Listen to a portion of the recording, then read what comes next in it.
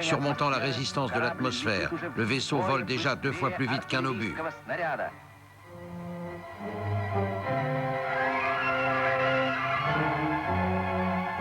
Plus de carburant dans le premier étage du vaisseau. Radio-guidé, il revient sur Terre. Les commandes du vaisseau fonctionnent automatiquement, le mettant progressivement sur l'orbite prévue. La vitesse continue à augmenter. 6 km/s. Quelle pression! Comme si la Terre, de toutes ses forces, tentait de ramener les fugitifs.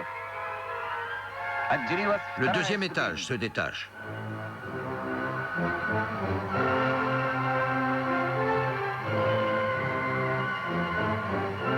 Grâce à la force d'inertie, le vaisseau vole toujours plus haut.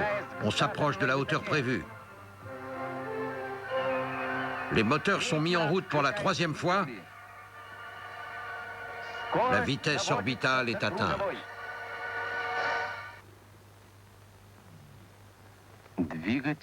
Le moteur s'est tu. C'est le début du vol libre. Le vaisseau est devenu un corps céleste. Il gravite autour de la Terre dans un espace sans air, à une altitude de plus de 1000 km.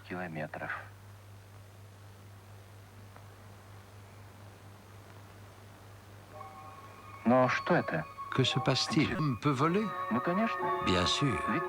La pesanteur a disparu.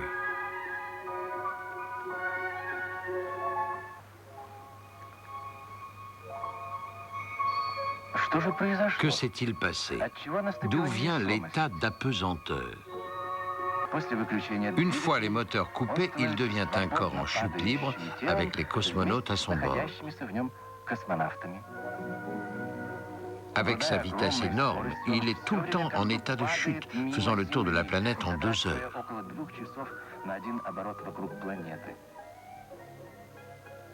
Lorsqu'on se retrouve pour la première fois en apesanteur, il est difficile de rester assis.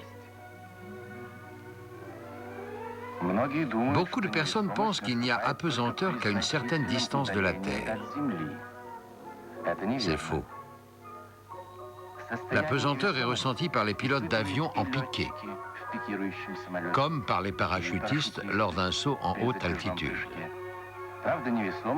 Même si, dans ce cas, l'état d'apesanteur est très bref.